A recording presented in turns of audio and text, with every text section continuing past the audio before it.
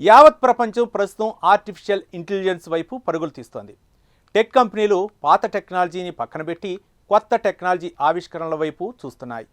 ఇక ఐటీ కంపెనీలు ఏఐ కోసం పెద్ద ఎత్తున రిక్రూట్లు చేసుకుంటున్నాయి.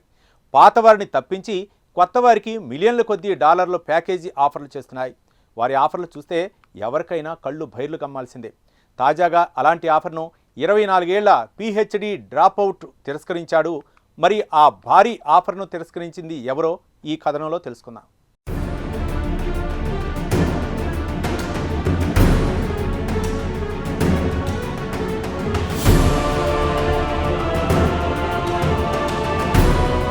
ప్రస్తుతం టెక్నాలజీ రంగంలో విప్లవాత్మకమైన మార్పులు చూస్తున్నాం. ఇక ప్రపంచంలోని అతిపెద్ద కంపెనీలు కూడా పాత టెక్నాలజీ నుంచి క్రమంగా తప్పుకుని కొత్త టెక్నాలజీ, ఆర్టిఫిషియల్ ఇంటెలిజెన్స్ వైపు పరుగులు తీస్తున్నాయి.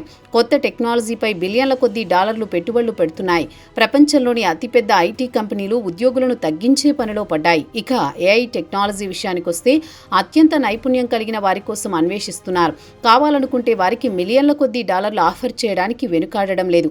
తాజాగా టెక్ రంగంలో పెద్ద ఎత్తున దుమారం రేపుతోన్న విషయానికొస్తే పిహెచ్డి డ్రాప్అవుట్ సహ వ్యవస్థాపకుడు మార్క్ డిట్కే పేరు మారుమ్రోగిపోతోంది.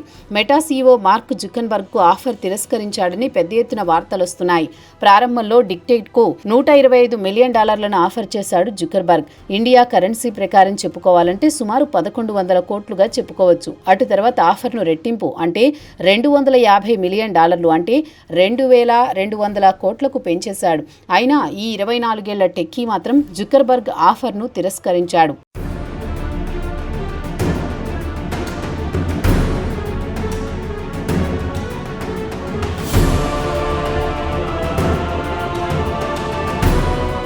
ప్రస్తుతం ఐటీ కంపెనీలు ఆర్టిఫిషియల్ ఇంటెలిజెన్స్ వైపు పరుగులు తీస్తున్నాయి. మార్కెట్లో పోటీని ఎదుర్కొనేందుకు అత్యంత టాలెంట్ ఉన్న వారిని రిక్రూట్ చేసుకుంటున్నాయి.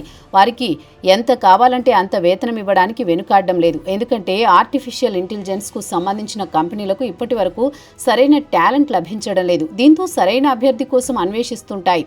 ఇటీవల చాట్ జీపీటీ వ్యవస్థాపకుడు శామ్ ఆల్ట్మన్ కంపెనీ నుంచి చాలా మంది మెటాకు జంపు కావడానికి సిద్ధంగా ఉన్నారు. శామ్ కూడా పలుమార్లు ఇదే విషయాన్ని చెప్పుకొచ్చారు. మార్క్ జుకర్బర్గ్ కు చెందిన మెటా తమ కంపెనీ ఉద్యోగులకు గాలం వేస్తోందని ఆగ్రహం వ్యక్తం చేశాడు. దీంతో శామ్ ఆల్ట్మన్ కూడా ఉద్యోగులతో కాస్త ఉదారంగా వ్యవహరిస్తున్నాడు. వారికి కావలసినప్పుడు సెలవులు ఇస్తూ కాపాడుకుంటూ వస్తున్నారు. ఇక తాజాగా ఒక 24 ఏళ్ల యువకుడు మాట్ డిట్కే మెటా $250 మిలియన్ ఆఫర్ను తిరస్కరించి సంచలనం సృష్టించాడు.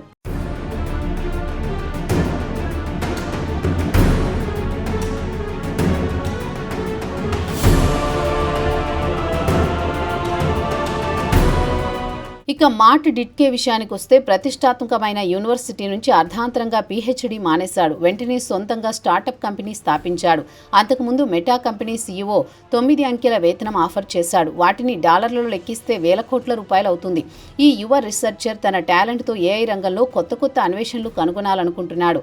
సైన్స్లోని మూలాలకు వెళ్లి కొత్త పరిశోధనలు చేయాలనే పట్టుదలతో ఉన్నాడు. భవిష్యత్తులో అతనే $1 బిలియన్ కంపెనీని స్థాపించే స్థాయికి ఎదిగినా ఆశ్చర్యపోవాల్సిన పని లేదు. ఇక మాట్ డిట్కే విషయానికి వస్తే ఆయన రైజింగ్ ఎకడమిక్ స్టార్ గా వెలుగొందుతున్నాడు. యూనివర్సిటీ ఆఫ్ వాషింగ్టన్ లో కంప్యూటర్ సైన్స్ స్టూడెంట్. తన తోటి విద్యార్థులు విద్యారంగంలోనే ఉన్నత స్థాయికి ఎదగాలనుకుంటున్న సమయంలో అతడు మాత్రం పిహెచ్డి డిగ్రీ నుంచి తప్పుకొని ప్రస్తుతం ఆర్టిఫిషియల్ ఇంటెలిజెన్స్ కు పెరుగుతున్న ఆదరణను దృష్టిలో ఉంచుకుని తాను ఈ రంగంలో ప్రవేశించి కొత్త అన్వేషణలను కనుగొనాలనుకున్నాడు.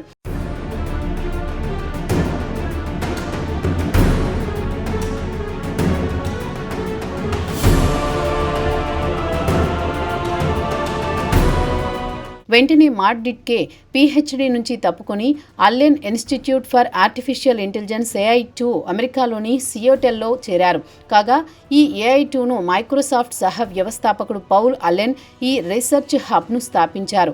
ఈ ఇన్స్టిట్యూట్లో చేరిన మాట్ అక్కడ అసాధారణ ప్రతిభ చూపించాడు. టీంకు లీడ్ చేశాడు. మోల్మే అనే చాట్బాట్ను డెవలప్ చేశాడు.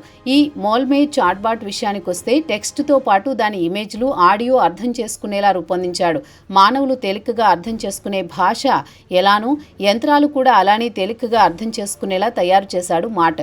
ప్రస్తుతం ఏఐ రంగంలో ఇదే కీలకంగా మారింది. ఇక యంత్రాలు మానవుల మాదిరిగా ఆలోచించేలా మాట్ డిట్కే పెద్ద ఎత్తున పరిశోధన చేసి విజయం సాధించాడు. ఇక డిట్కే కొత్త ఆవిష్కరణలకు సంబంధించిన global AI committee at neural IPS 2022లో గుర్తించారు. ప్రపంచంలోని అత్యంత ప్రతిష్టాత్మకమైన మెషిన్ లెర్నింగ్ కాన్ఫరెన్స్లో అతనికి అవుట్ స్టాండింగ్ పేపర్ అవార్డు ఇచ్చారు. ఇక ప్రపంచ వేదికపై AI రంగంలో ఒక యువ రీసెర్చ్ వచ్చాడనుకున్నారు. ఈ డిట్కేకు ఆ ప్రశంసలు సంతృప్తినివ్వలేదు. ఇంకా ఏదో చేయాలనే తపన, AI రంగంలో మరికొన్ని కొత్త విషయాలు వెలికి తీయాలనే కసి ఆయనలో పెరిగిపోయింది.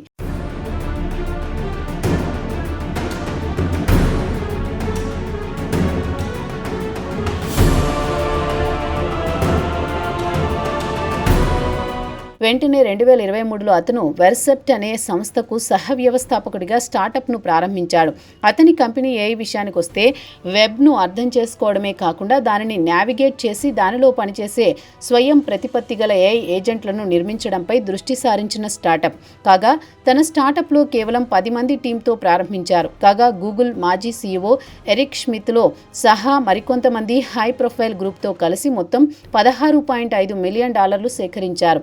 AIలో తన సత్తా చూపించాలని అతడు మార్క్ జుకర్బర్గ్ చేసిన $250 మిలియన్ ఆఫర్ను తిరస్కరించాడని అమెరికా మీడియాతో పెద్ద ఎత్తున వార్తలొచ్చాయి. ఇక AIలో మార్ట్ చేపించిన అమోఘమైన ఇంటెలిజెన్స్ను గమనించిన మార్క్ జుకర్బర్గ్ చెందిన మెటా అతనికి 4 ఏళ్ల క్రితమే $125 మిలియన్ ఆఫర్ చేసింది. ఈ వార్త అప్పుడు US మీడియాతో పతాక శీర్షికను ఆకర్షించింది.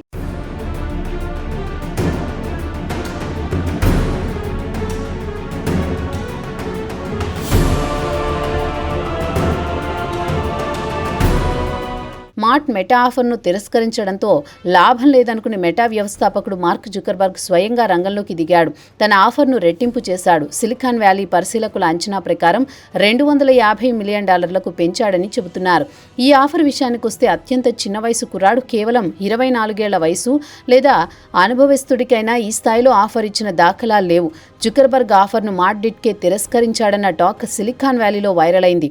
ఇక మార్క్ జుకర్బర్గ్కు చెందిన కంపెనీ మెటా మాత్రం AI రిక్రూట్మెంట్ స్ట్రాటజీ జోరును పెంచింది. ఇటీవలే యాపిల్ AI టీమ్ను లీడర్ రౌమింగ్ పాంగ్కు $200 మిలియన్ పే చెక్ను ఆఫర్ చేశాడు. ఈ ఏడాది మెటా AIపై $72 మిలియన్ మూలధనం వ్యయం చేయబోతోంది. AI రంగానికి చెందిన టాలెంట్ ఎక్కడ కనిపిస్తే వారిని మూడవ కంటికి కనిపించకుండా వారికి కళ్ళు బైర్లు కమ్మే ఆఫర్ ఇచ్చి తీసుకువెళ్లిపోతోంది.